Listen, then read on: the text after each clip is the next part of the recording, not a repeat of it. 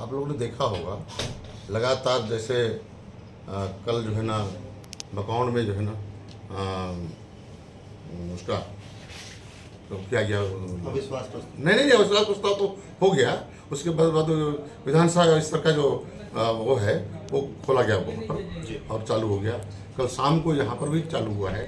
इस तरह से पूरे अलग अलग क्षेत्रों में विधानसभा वार जो है ना जो चुनाव होने हैं और उसके लिए जो है ना लगातार भारतीय जनता पार्टी के कार्यकर्ताओं ने मैं भी शामिल हुआ दो बार।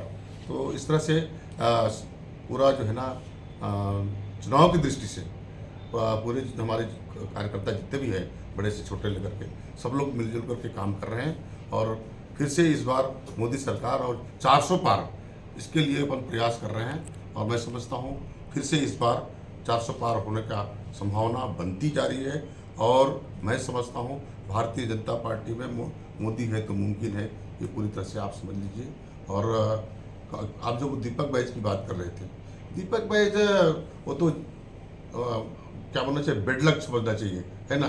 क्योंकि वो ऐसा चुनाव हुआ कि बैदू जी कुछ कर नहीं पाए और जो है ना वो जो है ना जीत गए और लोकसभा में चले गए, अन्यथा वो जीत के सकते थे। जिस तरीके से विधानसभा में परिणाम आए बीजेपी के पक्ष में, क्या लोकसभा में जैसे सीट कांग्रेस के पास है, क्या देख रहे हैं आप कि क्या उनसे छीनने में कामयाब होंगे या फिर परिणाम कुछ और कहेगा?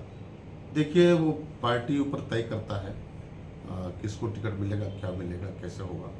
और मैं समझता हूँ भारतीय जनता पार्टी के समस्त कार्यकर्ता जो भी जिसको भी टिकट मिलेगा उसके लिए सभी लोग काम करेंगे। माननीय मोदी जी इस मामले में बहुत वो हैं।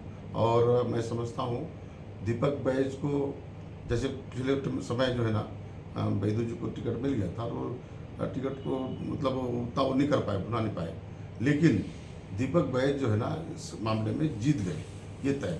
तो अभी जो है ना पूरे 8 विधानसभा में पार्टी के द्वारा पूरी तैयारी चल रही है और मैं समझता हूँ इस बार चाहे जो भी होंगे जीतेंगे, तय है। कांग्रेस की तैयारी को किस तरीके से देखते हैं? हाँ? कांग्रेस की तैयारी को किस तरीके से देखते हैं आप? कांग्रेस की तैयारी तो उनकी तैयारी अपनी तैयारी हो सकती है। अभी तैयारी क्या है, तैयारी तो ऐसे ही उतर गई है उनकी, है ना। जो जीत ही नहीं पाए हैं और उनको फिर से फिट कर रहे हैं तो क्या करेंगे, देखिए क्या होता है उनके लिए, मैं नहीं बता पाऊंगा, है ना। क्या लगता है विधानसभा चुनाव में नाक कट गई कांग्रेस की, तो लोकसभा चुनाव में क्या लग रहा है आपको? वो तो विनायक बोली नाक कटने की बात विनायक गोयल ने बताया था, है नहीं, मेरे को मालूम है सब चीज़। और हराने के मामले में मैं भी था उसमें, राजमन बेंजाम को बोला भैया तेरा भंटा डार होने वाला है और तू जो है ना इसके साथ मत रहा और इसके साथ से अलग हो जा, अन्यथा तेरा कुछ भी नहीं बचने वाला है। मैं इसको शादी के घर में बोला था इस बात को और वो बात अंजाम में आ गया। और जो है ना जब इधर से निकल रहा था लोंडीगुड़ा तरफ से तो एक सन्नू राम कोरसा 2-3 बार के क्या बोले जिला कैबिनेट वो थे, सरपंच थे। तो मैं देखा वो घर से निकल रहा था तो बोला अरे वही है, कौन है बोल के देख रहा था। जैसे ही नज़दीक आया तो बोला कैसे दादा, सन्नू दादा? तो बोले नहीं बाबू मेरे को सब बेंजाम बता दिया है।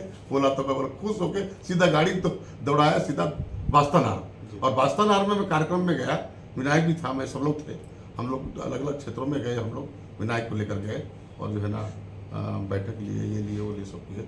और रात को 9-10 बजे तक कार्यक्रम जो है ना हमारा चलता रहा। और जो है ना विनायक को जीतना था, हम तो जिताने में लगे थे तो जीतना ही था।